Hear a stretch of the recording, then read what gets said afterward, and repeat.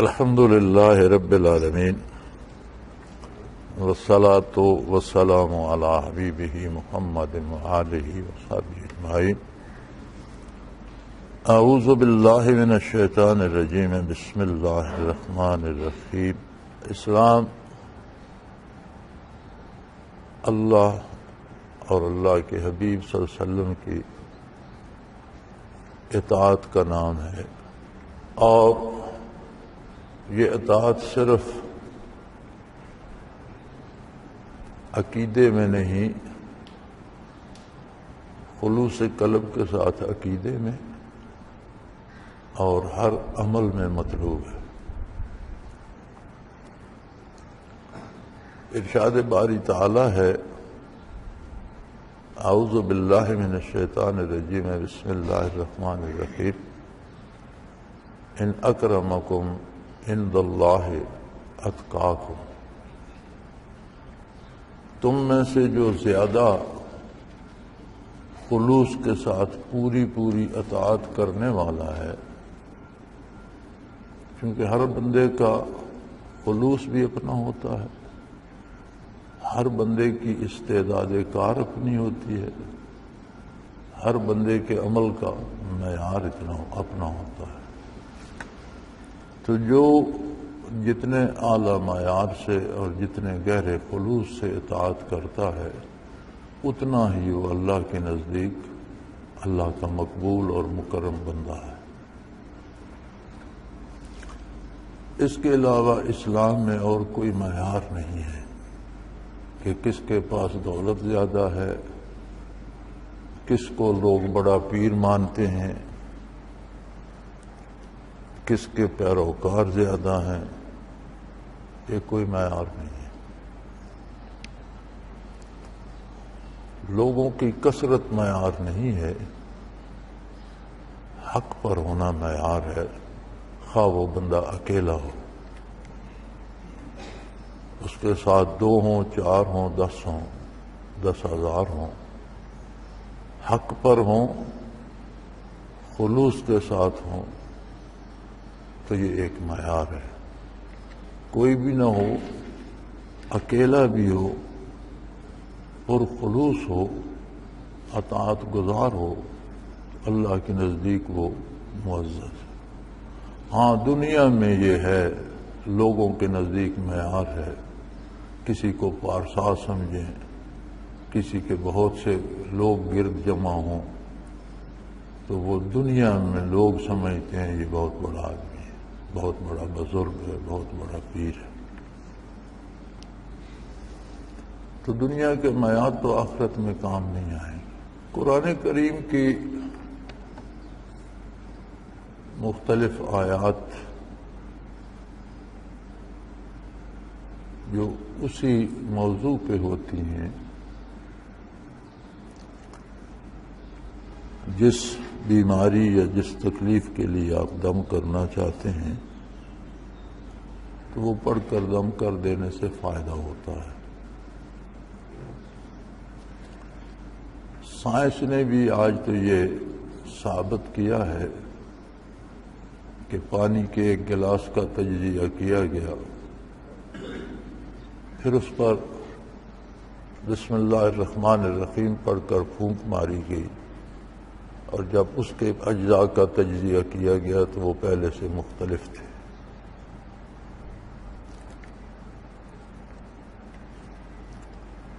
لیکن اس کے لیے ایک قوت، ایک طاقت چاہیے جو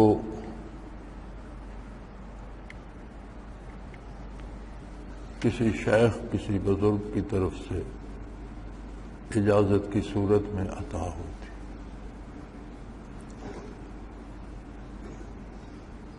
عیسیٰ علیہ السلام کی پیدائش کا واقعہ قرآن کریم بیان فرماتا ہے. تو جب وہ مائی صاحبہ کے پاس آئے تو انہیں خوشخبری دی کہ اللہ تمہیں بیٹا دے گا. تو انہوں نے فرمایا مجھے تو کسی انسان نے چھوا تک نہیں، اور میری شادی بھی نہیں ہوئی تو بیٹا کیسے ہوگا؟ تو اللہ قادر ہے، وہ اپنی طرف سے دے گا۔ اور جبرائیل امین نے دم کر دیا۔ دم کرنا ثابت ہے، اس کا اثر ثابت ہے، لیکن دم کرنا اگلے کی مصیبت رفع کرنے کے لیے ہو، اپنی بڑائی کے لیے نہ ہو، اور کوئی غیر شرعی لفظ یا کوئی ناروا کلمہ نہ ہو۔ عموماً جو یہ کاروبار کرتے ہیں ان کے پاس الٹ پلٹ چیزیں ہوتی ہیں، اور یہ سلیمان علیہ السلام کے وصال کے بعد شیطانوں نے ایک چال چلی تھی کہ کچھ کفریہ کلمات لکھ کر پرانی سے اوراق پر کتابیں بنا کر زمین میں دفن کر دی، پھر اپنے دوستوں سے کہا ان الشیاطین لجوہون الی اولیائہم، شیطان اپنے دوستوں سے باتیں کرتے ہیں۔ جو ان کے پیروکار تھے جنہیں اللہ نے ان کا دوست کہا ہے، ان میں سے کسی کو یہ بات سمجھائی، اس نے وہ جگہ کھودی، کتابیں نکل آئیں، اس میں سارے جادو تھے۔ اور جادو عموماً کفریہ کلمات پہ مشتمل ہوتے ہیں، اور ان کی تاثیر صرف اتنی ہوتی ہے کہ شیطان کوشش کرتا ہے کہ جس پر جادو کیا گیا اسے کچھ نہ کچھ تکلیف پہنچائے تاکہ اس جادوگر کا سلسلہ چلتا رہے۔ بعض لوگوں کو خیال ہوتا ہے کہ میں نے جنات تابع کیے ہوئے ہیں، دراصل اسے جنات اور شیاطین نے اپنے تابع کیا ہوا ہوتا ہے، اور اسے ذریعہ بنا کر لوگوں کے عقائد خراب کرتے ہیں۔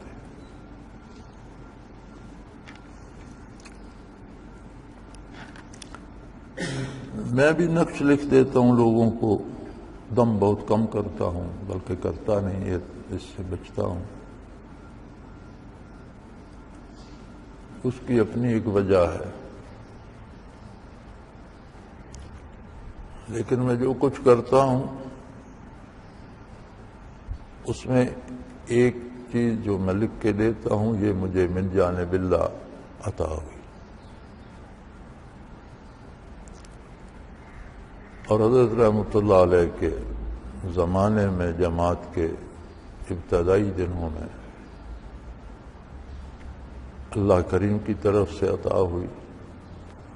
میں نے حضرت شیخ المکرم کے سامنے پیش کی کہ میں نے یہ دیکھا ہے۔ انہوں نے فرمایا یہ تمہیں عطا ہوئی ہے، تم کیا کرو، لوگوں کو فائدہ ہوگا۔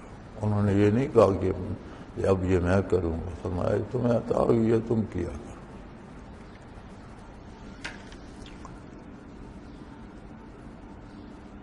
میں جنگل میں ڈیرے پہ رہتا تھا، حضرت کو وہ جگہ بڑی پسند تھی، اکثر گرمیاں گزارتے تھے، پہاڑ پر تھی، ٹھنڈی جگہ تھی۔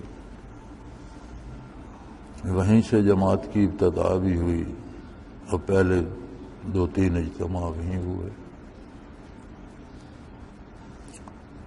گاؤں کو آنے کے لیے 2-3 میل جنگل سے گزرنا پڑتا ہے، وادی سے گزرنا پڑتا ہے، نالا ہے، ایک طرف راستہ ہے۔ تو میں نے دیکھا کہ میں اس راستے پہ جا رہا ہوں، سامنے سے ایک بہت بڑا اژدہا آ گیا،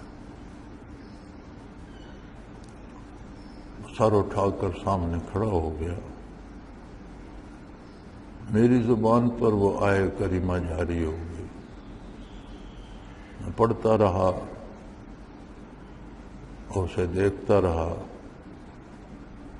تو آہستہ آہستہ وہ پھٹنا شروع ہو گیا۔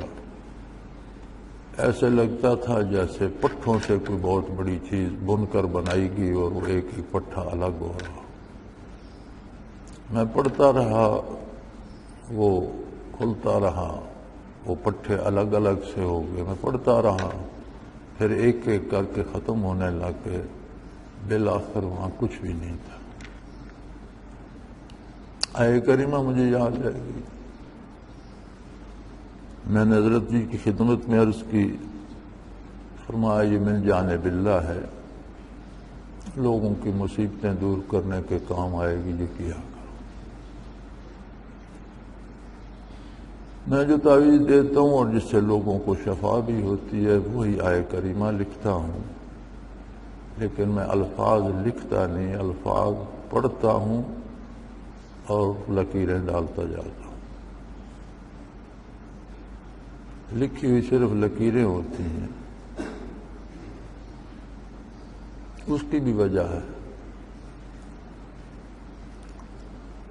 اس کی وجہ یہ ہے کہ اگر میں آیہ کریمہ صاحب لکھ کر دوں گا تو بہت سے ساتھی اسے نقل کرنا شروع کر دیں گے اور اپنی عاقبت کو چھوڑ کر پیر بن کر بیٹھ جائیں گے۔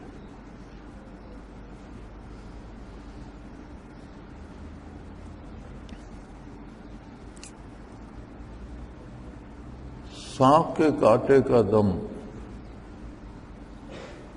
سید احمد سرہندی حضرت مجدد الثانی رحمۃ اللہ تعالی علیہ کو من جانب اللہ القا ہوا تھا، اور وہ جب تک حیات رہے ان کے پاس رہا، ان کے وصال کے بعد کسی کو نہیں ملا۔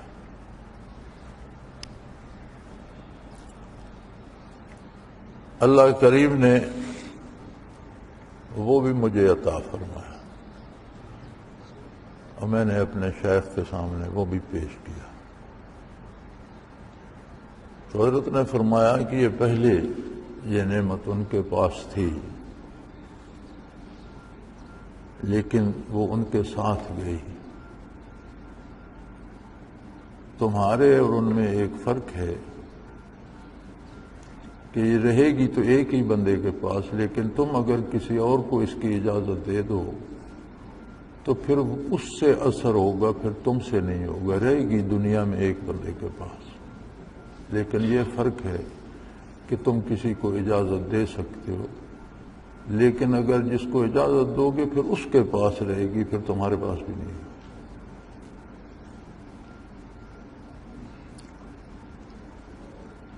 اس کی اثر آفرینی بھی من جانب اللہ عجیب و غریب ہے۔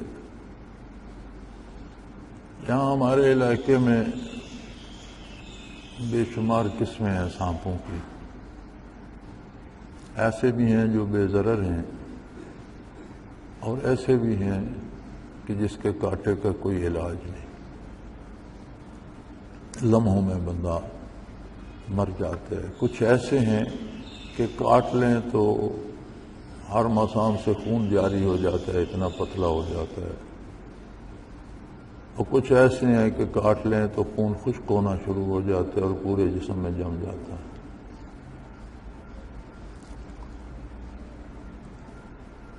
یہاں اجتماع ہو رہا تھا، میرا چھوٹا بیٹا عبدالرقیب یہاں سے عشاء کے ذکر کے بعد نکل گیا گھر والوں کے جانے سے پہلے۔ گھر کے ساتھ ہی کچھ 100 گز کے فاصلے پر کچھ لڑکے بیٹھے تھے، اس کے کوئی کلاس فیلو تھے، کوئی دوست تھے، ان کے پاس بیٹھ گیا۔ ایک بڑا سا پتھر تھا، اس کے پاس بیٹھ گیا۔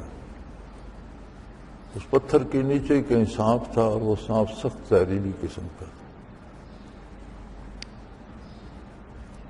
حالانکہ اس نے بوٹ پہن رکھا تھا، لیکن اس نے ٹخنے کے قریب بوٹ سے اوپر کاٹ لیا۔ اس نے لڑکوں سے کہا مجھے فوراً گھر پہنچاؤ۔ وہ تو ہلنے جلنے کے قابل بھی نہ رہا، وہ اسے لے کر اٹھا کر گھر لے گئے۔ گھر میں نمک موجود تھا، اس نے نمک تھوڑا سا چاٹا۔ گھر والوں کے جانے تک کچھ قدرے افاقہ تھا۔ یہاں بھی خبر ہوئی، کچھ 4-5 اچھے ڈاکٹر بھی یہاں اجتماع میں تھے، لیڈی ڈاکٹرز بھی تھیں۔ ان سب نے مجھ سے بہت اصرار کیا کہ اسے فوراً لاہور پہنچائیں، اس کا یہ کریں وہ کریں، میں نے کہا کچھ بھی نہیں ہے، وہ نمک کھا رہا ہے، ٹھیک ہو جائے گا۔ تو بڑے پریشان ہوئے کہ کمال ہے، سخت زہریلے سانپ نے کاٹا ہے، سانپ کے کاٹتے ہی بندہ نڈال ہو کر گر گیا، 7 فٹ کا جوان ہے، یہ فرما رہے ہیں کچھ بھی نہیں۔ صبح تک الحمدللہ وہ ٹھیک تھا، پھر وہ ڈاکٹروں نے بھی اتنا نمک دم کروایا اور لے گئے۔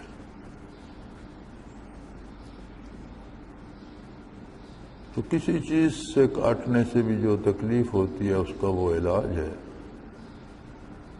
اب یہ ڈینگی آ گیا تھا لاہور میں، تو ساتھی نمک دم کروا کے لے جاتے رہے، جس مریض کو دیتے اس کا بخار اتر جاتا تھا۔ میرے خیال ہے منوں کے حساب سے دم کروا کے لے گئے۔ تو اب تو انہوں نے علاج ہی بنایا ہوا ہے، جسے بخار ہو تھوڑا سا نمک چٹا، کیونکہ یہ بھی خون کے ذرات کو متاثر کرتا ہے، اور سانپ کا زہر بھی خون کے ذرات کو متاثر کرتا ہے۔ لیکن اس کا یہ مطلب نہیں کہ یہ کوئی میرا پیشہ بن گیا ہے یا میں اس کی وجہ سے شہرت پاؤں۔ ایک خدمت خلق ہے اور من جانب اللہ ہے، ہوتا رہتا ہے۔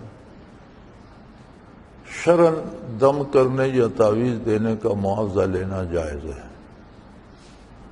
اس لیے کہ یہ علاج ہے، اور علاج کا معاوضہ معالج کے لیے جائز ہے لینا۔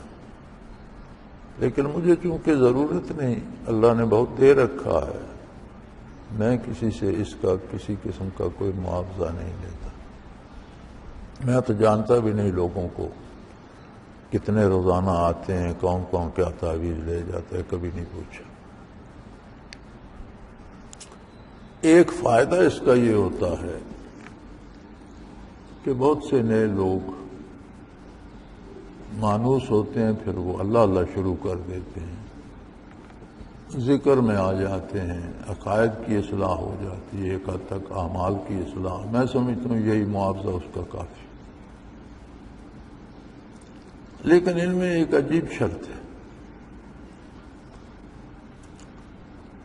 میڈیکل ٹریٹمنٹ یا طبی علاج کوئی کرا رہا ہے تو وہ کراتا رہے، تعویذ پیتا رہے،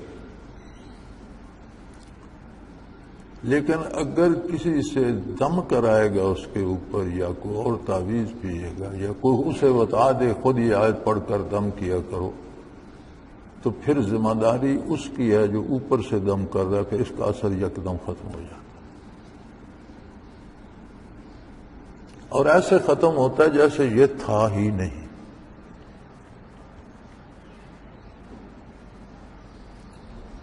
اس میں کئی تجربات ہوئے ہیں، 2 میں آپ کو مثال کے طور پر سناتا ہوں۔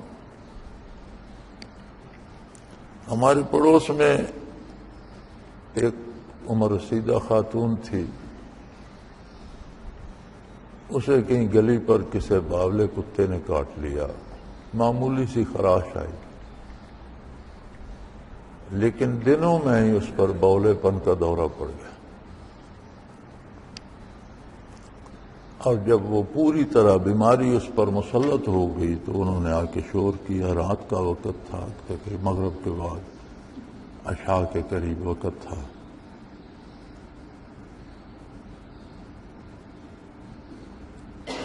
تو میں وہاں گیا تو وہ بالکل بولی ہو چکی تھی۔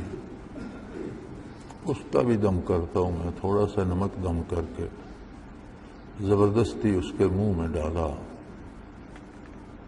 نمک حلق سے نیچے گیا تو وہ ٹھیک ہونا شروع کی، اور میرے بیٹھے بیٹھے ٹھیک ہو گئے، بالکل ٹھیک ہو۔ کھانا مانگا، پانی مانگا، ٹھیک ٹھاک ہو گئی۔ وہ جب بیمار ہوئی تھی تو اس کا بیٹا کہیں بھاگ گیا، یہاں سے 8-7 میل پیدل جنگل سے جا کر ایک گاؤں میں ایک پیر صاحب اس کا دم کیا کرتے، ادھر بھاگ گیا، وہاں سے نمک دم کروا کے لایا، کوئی سحری کے قریب وہ واپس پہنچا، آتے ہی اس نے وہ نمک اسے چٹا دیا، جیسے وہ نمک حلق سے نیچے گیا وہ جیسے تھی ویسی ہو، وہ اثر ختم ہو گیا۔ پھر بھاگے بھاگے آئے. میں نے کہا اب کچھ نہیں، مجھ سے اب کچھ نہیں ہو سکتا، اب وہ جانے تم جانا. بیچاری 2 دن تڑپ تڑپ کر مر گئی. یہاں قریب ایک ڈیرا ہے، وہاں کا ایک لڑکا تھا، میرے ساتھ اٹھتا بیٹھتا بھی تھا، عزت بھی کرتا تھا. اس کی بہن کو سانپ نے ڈس لیا، وہ نمک دمن کروا کے لے گئے، اسے کھلاتے رہے، الحمدللہ ٹھیک ہوگی، وہ ابھی زندہ ہے. خود اس کو رات کو سانپ نے ڈس لیا تو وہ نمک تو ان کے گھر میں موجود تھا. اس نے نمک رکھا، نیم بے ہوش سا ہو گیا، زہریلا سانپ تھا، انہوں نے منہ میں نمک ڈالا، چند منٹوں میں ہوش آ گیا، ٹھیک ہو گیا. ٹھیک ٹھاک ہو گیا تو اس نے کہا یار قرآن مجید لے آؤ، مجھے میرے پیروں نے ایک آیت بتائی تھی کہ وہ پڑھ کر دم کرنے سے سانپ کا کاٹا ٹھیک ہو جاتا ہے. لائٹ جلائی، قرآن مجید لے آئے، وہ تلاش کر کے کسی پارے کی صورت میں تھی، وہ آیت نکالی، جتنی دفعہ پیروں نے کہا تھا پڑھی، اپنے اوپر دم کیا، پیچھے گر گیا. اٹھا کر بھاگے، 2-3 میل پہ اسپتال تھے، انہوں نے کہا یہ تو کب کا مر چکا ہے. اس پھونک مارنے کے ساتھ ہی نمک کا اثر ختم ہو.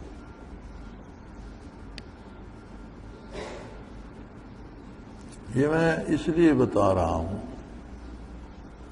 کہ کل میرے پاس ایک فیملی آئی، میاں بیوی بچے تھے ان کے ساتھ. وہ خاتون بڑی پریشان تھی کہ مجھے جنات تنگ کرتے ہیں اور ایسا پریشان کرتے ہیں، میں بتا بھی نہیں سکتی. آج رات بھی میں 3 بجے تک جاگتی رہی ہوں، سو بھی نہیں سکتی، بہت زیادہ تکلیف میں ہوں. اور میں تعویذ بھی لے گئی تھی، مجھے آرام نہیں آیا. میں نے کہا یہ کیسے ہو سکتا ہے کہ تم تعویذ بھی استعمال کرو اور آرام نہ؟ یہ تو ہو سکتا ہے کہ آہستہ آہستہ آرام آئے، لیکن تکلیف تو کم ہونی چاہیے، بڑھنی تو نہیں. تمہاری بڑھ کیوں گئی؟ تو میں نے پوچھا تم نے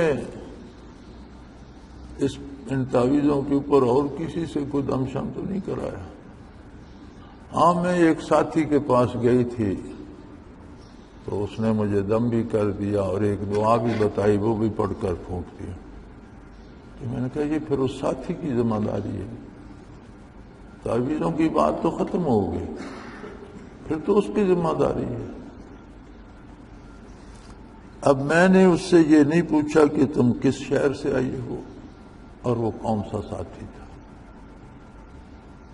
اگر پوچھتا تو وہ بتا دیتی. میں نے جان بوجھ کر نہیں پوچھا کہ جب بندہ متعین ہو جائے گا تو میرے دل میں اس کی طرف سے کدورت آئے گی اور اس کا زیادہ نقصان ہوگا. اس لیے میں نے جاننے کی کوشش نہیں کی. اجماعی طور پر اس لیے بتا رہا ہوں. جی وہ تو اپنے حلقے کا تھا، اپنا بڑا بزرگ ساتھی ہے. میں نے کہا جی اپنے حلقے کا ہو یا بیگانہ ہو، جب اس نے آپ کا علاج کیا پھر ذمہ داری اس کی ہے. دکھ ہوا مجھے کہ ہم رات دن سر کھپاتے ہیں، محنت کرتے ہیں بندہ بنانے کے لیے کہ ہم بندے بن جائیں.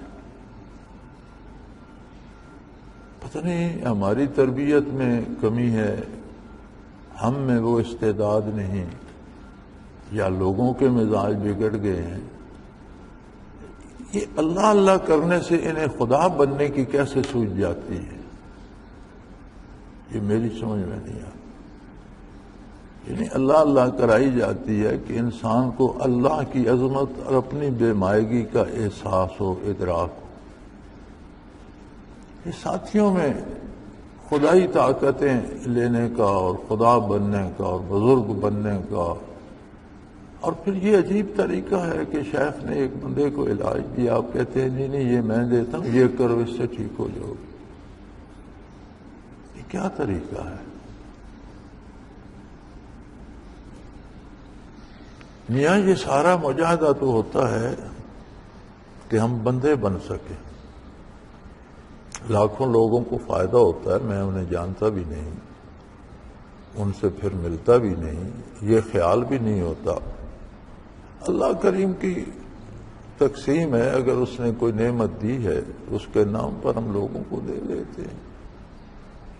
حالانکہ میں اس سے تنگ ہوں، یہ میرا بڑا وقت ضائع کرتے ہیں، اپنے کام بھی ہوتے ہیں دنیا کے بھی، پھر میری عادت ہے جو تھوڑی سی فرصت ملے میں کچھ نہ کچھ مطالعہ کرتا رہتا ہوں، یہ مخل ہوتے ہیں اس میں۔ اب بندہ جو مطالعہ کر رہا ہوتا ہے وہ بے شمار لوگوں کے ساتھ مجلس میں بیٹھا ہوتا ہے، کتاب میں بے شمار حضرات کے حوالے ہوتے ہیں، علماء کے، اہل اللہ کے، ایک محفل سج جاتی ہے، بندہ ایسے بیٹھا ہوتا ہے جیسے ان سارے لوگوں کے درمیان بیٹھا ان کی باتیں سن رہا، اوپر سے کوئی آ جاتا ہے جی تعویذ لکھ دو، تو بڑی کوفت ہوتی ہے، خوشی نہیں ہوتی، لیکن کرتا ہوں اس لیے کہ اللہ کریم نے اگر مجھے یہ نعمت دی ہے اور اس سے اللہ کی مخلوق کا بھلا ہوتا ہے تو کوئی حرج نہیں۔ مجھے شوق نہیں ہوتا کہ لوگ مجھے پارسا سمجھیں اور لوگ مجھے بزرگ مانیں، لوگوں کے ماننے یا سمجھنے سے کیا ہوتا ہے؟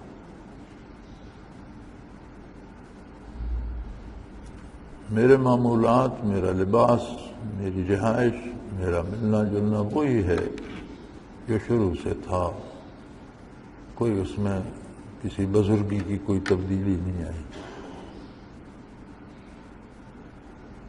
اور یہی طریقہ ہمیں حضرات سے ملا ہے، مشائخ سے ہمیں نصیب ہوا ہے۔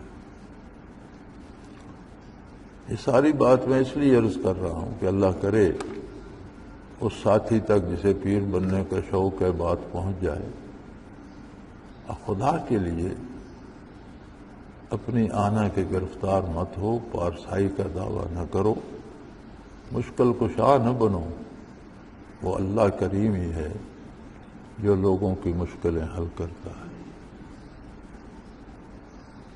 اور پھر یہ بات میری سمجھ میں نہیں آتی کہ جب شیخ نے ایک بندے کو علاج دیا، آپ کہتے ہیں نہیں میں وظیفہ بتاتا ہوں اس سے ٹھیک ہو جاؤ، یہ کیا عجیب بات ہے، کیوں ایسا کرتے ہیں؟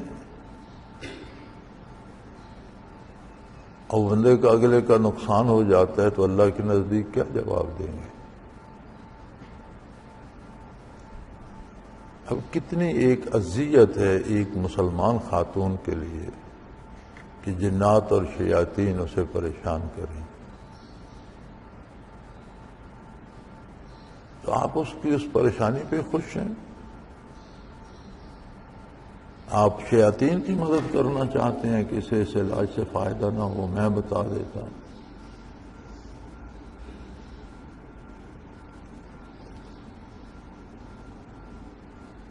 عجیب بات ہے،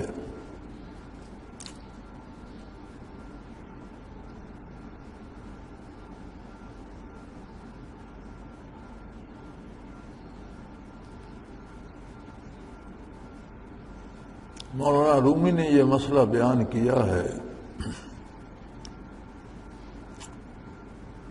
کہ نااہلوں کو یہ چیز عطا نہیں کرنی چاہیے، ہے تو یہ روح کی غذا، لیکن جسے آپ دے رہے ہیں اس میں غذا ہضم کرنے کی اہلیت بھی ہو۔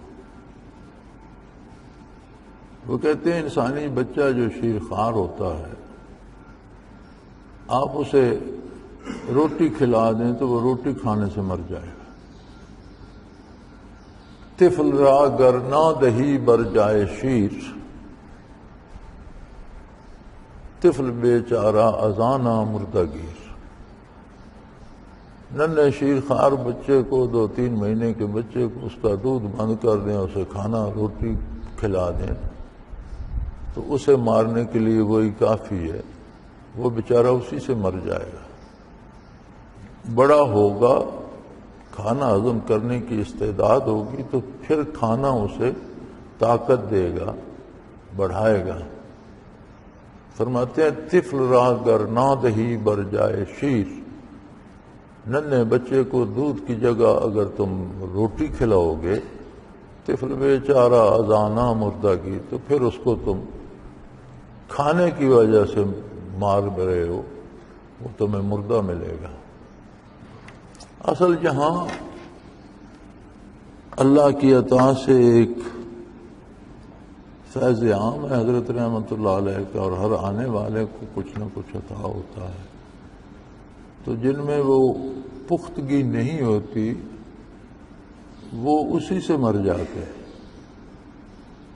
بجائے عظمت الہی اور اپنی بے مائگی کا احساس کرنے کے سمجھتے ہیں میں بہت کچھ بن گیا ہوں۔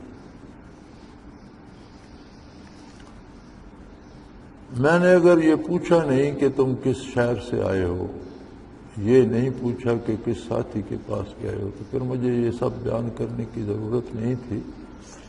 میں اس لیے بیان کر رہا ہوں کہ حلقہ آبا میں جو لوگ بھی اس طرح سے کرتے ہیں خدا کے لیے باز آ جائیں، بندے بنے،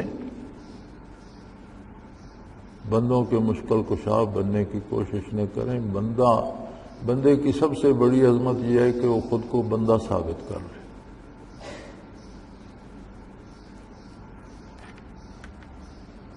اور یہ بڑے نازک معاملات ہوتے ہیں، اور یہ چیزیں من جانب اللہ چلتی ہیں، اپنے آپ ایجاد بندہ سے یہ کام نہیں ہوتے۔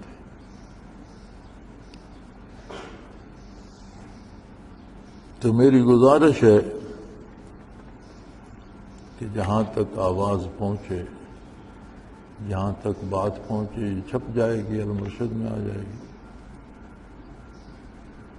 تو خدا کے لیے اپنے آپ کو سنبھال سکیں تو یہ بڑی بات ہے۔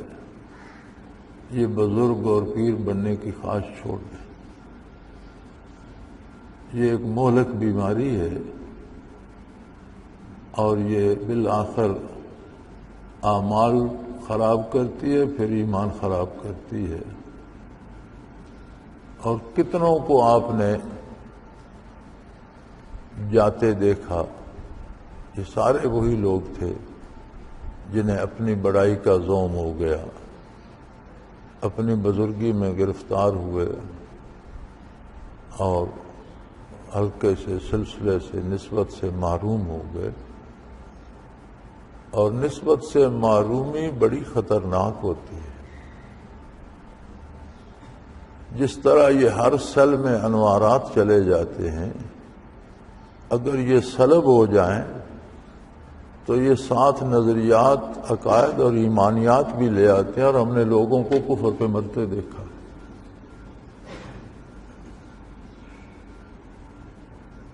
میں ایسے لوگوں کو جانتا ہوں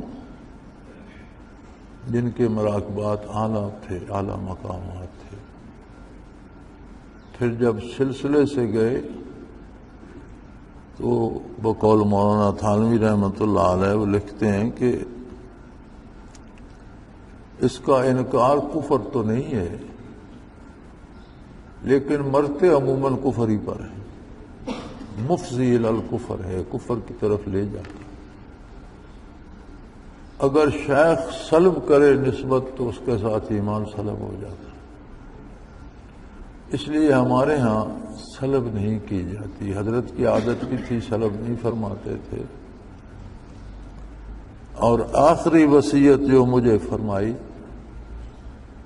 زندگی کے آخری لمحات میں، وہ بھی یہی تھی کہ کسی کو اس کی گناہ یا خطا کی وجہ سے اس کے مقامات سلب نہ کرنا، اسے حلقے سے نکالنا نہیں۔ کسی سے کوئی غلطی ہو جائے، ان دنوں ایک ساتھی تھے، اس نے حضرت صاحب مجاز بھی بنایا ہوا تھا، انہوں نے بہت بڑی غلطی کی، تو ان کا نام لے کر خصوصاً حضرت نے فرمایا کہ اسے حلقے سے نہ نکال دینا۔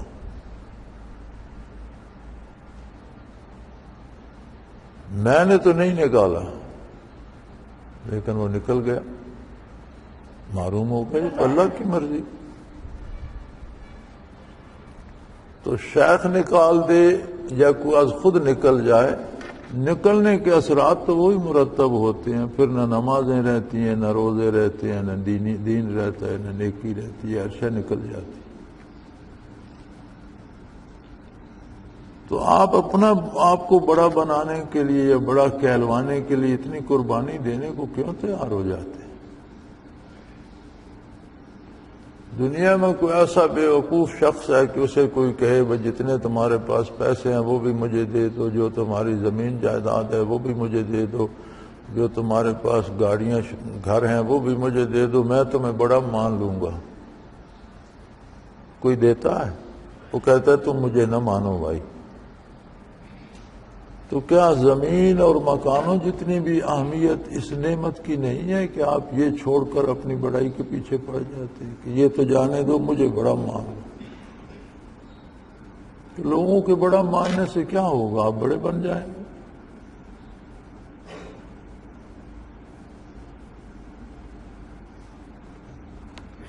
بڑائی اللہ کے لیے ہے، عظمت اسی کو سزاوار ہے۔ بندے کے لیے اس کی شان بندگی ہے، بندہ ہونا میں اس کی عظمت ہے، اس کے سارے مقامات اس میں ہیں۔ ٹھیک ہے، اگر آپ کو کوئی ایسی دولت اللہ نے دی ہے تو آپ بانٹیں، لیکن ایک بات یاد رکھیں، جو کلمہ کوئی پڑھ کر دم کرتا ہے وہ معروف کلمہ ہو، اس کے معنی آتے ہوں، یا قرآن کی آیت ہو یا حدیث شریف ہو، اور مفہوم اور معنی کا پتہ ہو، ورنہ غیر معروف زبانوں میں کفریہ کلمات ہوتے ہیں جو لوگ پڑھتے رہتے ہیں۔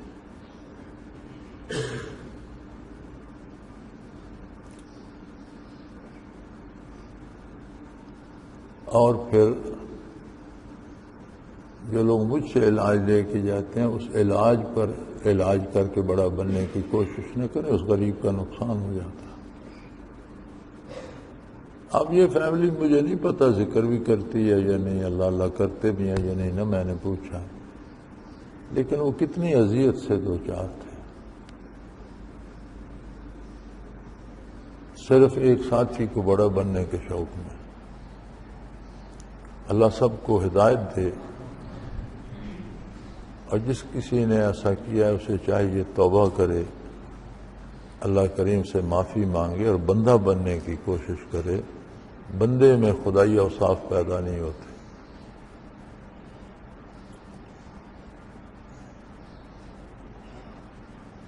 مولوی رومی نے کہا تھا،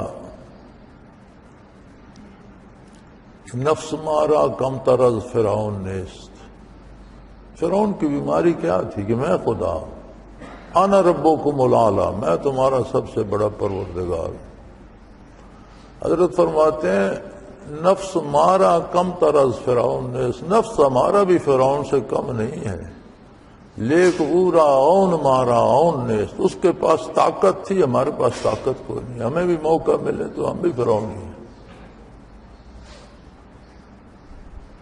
تو نفس میں تو یہ خصوصیات ہیں، ان کو مارنا اور ان کو دبانا چاہیے، ان کے پیچھے لگ کر اپنی بڑائی میں گرفتار نہیں ہونا چاہیے، اور یہ اللہ کی نعمت ہے جسے عطا کرے، اپنا محاسبہ کرتے رہنا چاہیے، اور دیکھنا، اپنے کو ڈھونڈنا چاہیے کہ میں کہاں ہوں۔ وآخر دعوانا ان الحمدللہ رب العالمین۔ الحمدللہ رب العالمین والصلاة والسلام علی حبیبہ محمد وآلہ وصحبہ اجمعین۔ اللہم ربنا لا تقتلنا بغضبک ولا تہلکنا بعذابک واعف عنا قبل ذلک۔ اللہم ربنا لا تسلط علینا من لا یرحمنا، انت ولینا فی سفرنا وحضرنا فی مالنا واہلنا، انت ولینا فی الدنیا والآخرہ، توفنا مسلمین والحقنا بالصالحین۔ اللہم انزل علینا من السماء ماء مبارکا نافعا غیر ضار، نافعا غیر ضار، نافعا غیر ضار، والذی ینزل الغیث من بعد ما قنطوا وینشر رحمتہ وهو الولی الحمید، وهو الولی الحمید، وهو الولی الحمید۔ وصلی اللہ تعالی علی حبیبہ محمد وآلہ وسلم۔